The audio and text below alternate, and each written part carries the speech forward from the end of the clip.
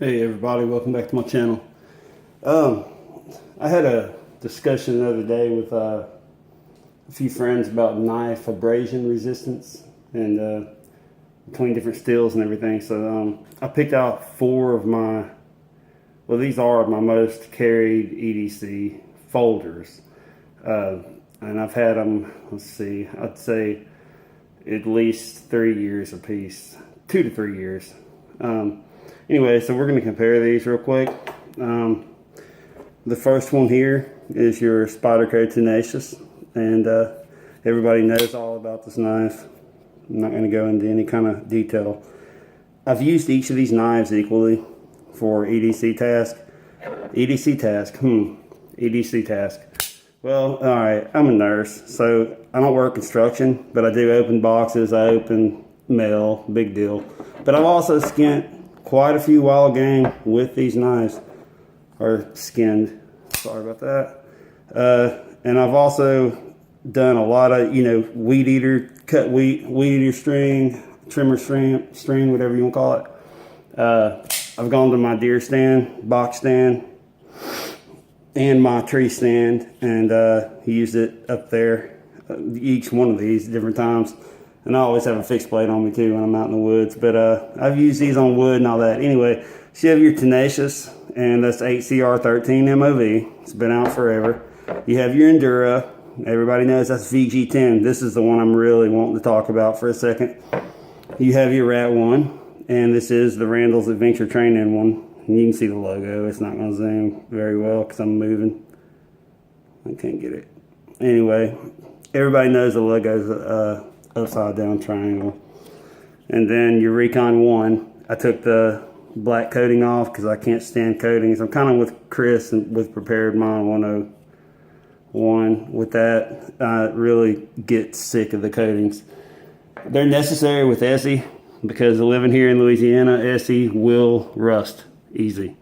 Not pitting rust, but along the edge you get spots. But anyway, back to the subject at hand. This is 8CR13 MOV, and we're going to light this one up. Alright, now as you can see the little the grinding marks as I go down the blade, and this has been sharpened several times, mainly with the Spyderco Sharp Maker.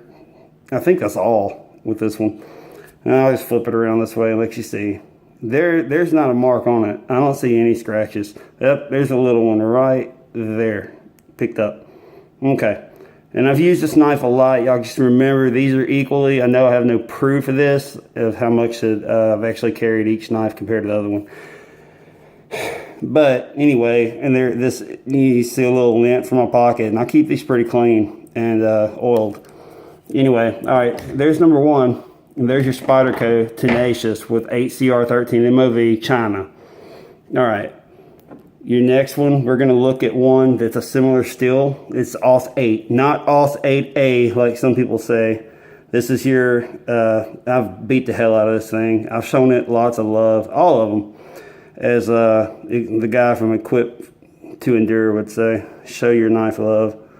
Anyway, okay, so we're going to go along this blade. This blade's a little more scratched. The AUS 8 actually took more scratches for me. Had less, I guess, abrasion resistance. So correct me if I'm wrong, please. Than the 8CR13 MOV. But I have noticed that I've dropped both knives, and right along the spine, there's nothing on the AUS 8 on either the ColdSteel or the Rat 1, but there is some little you can feel it. You can't really see it. You can feel the little indentions where I dropped the Tenacious. So anyway, while the Tenacious seems to be less abrasion or more abrasion resistant, it also seems to be softer on impact resistance. I don't know if that makes sense. Anyway, all right, there's that one. Then you have your ColdSteel AUS 8A, which means just AUS 8 that's annealed. And if you don't know what that is, just look it up.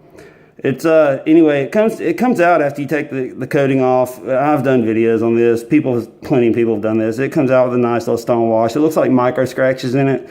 Some of them might be scratches that I put on it because it is AUS 8. But I've used the heck out of this one. Now there's a scratch it's picking up. Let me see if I can get it. And right near the tip. I'm mainly just trying to prove a point with this vid. Pardon the pun. It's not going to pick up.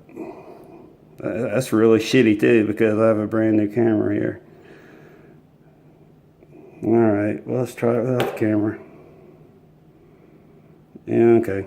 Well, anyway, it's near the tip. Try it without the camera. Try it without the light. Sorry. I've been up all night this morning. Alright, VG10 Spyderco. That's not hard to see. And no, I didn't drag it along a stone the wrong way. I didn't abuse it. I just used it for everything that I use my other blades for. Let's flip it over. There's a bunch of scratches near the top. Right there. It's picking up quite well. So someone said VG10, they've never had a, you know, they made just a friendly comment. Never had a problem with their VG10 scratching, because I commented on another video and thought that he was saying his VG10 scratch. That's the only thing he didn't like about it, that it is waterproof, or not waterproof. It's more stain resistant than a lot of the other affordable stainless steels, but it's not H1. But you know, I would compare it to 420HC with stain resistance. With mainly Buck. I don't have much experience with Gerber after my teenage years, and I didn't know any better, and I found out quickly that I hate Gerber. But I'm not sure about the new knife, the strong arm, but I'm sure it's just another fad that hit the market. Anyway, so you can see the scratches there. So basically, I guess what I'm trying to get at is the VG10 scratches worse than HCR 13 MOV and AUS 8, which is surprising because it's the most expensive. And in my experience, and this is mine, and please share with me yours if you have any on sharpening the steels. My experience is that the HCR 13 MOV sharpens the fastest. Believe that or not. And the ColdSteel AUS 8A sharpens faster than the Ontario AUS 8. And then the VG10 sharpens about the same as the Ontario. But anyway, that's just some different qualities to look at. My favorite out of all of them is probably the Recon 1 for hard use, obviously. I tell a lot of people that I have chopped down a sapling. Yes, I killed a tree. Damn, when you're here in Louisiana, there's millions of them. I'm sorry if I offended anybody with that. But yeah, I chopped down a tree with this. It's about 2.5 to 3 inches, about 2.5 inches in diameter. And all I got was some blade play out of it. And if you really hold it toward the tip, you can tell if there's any.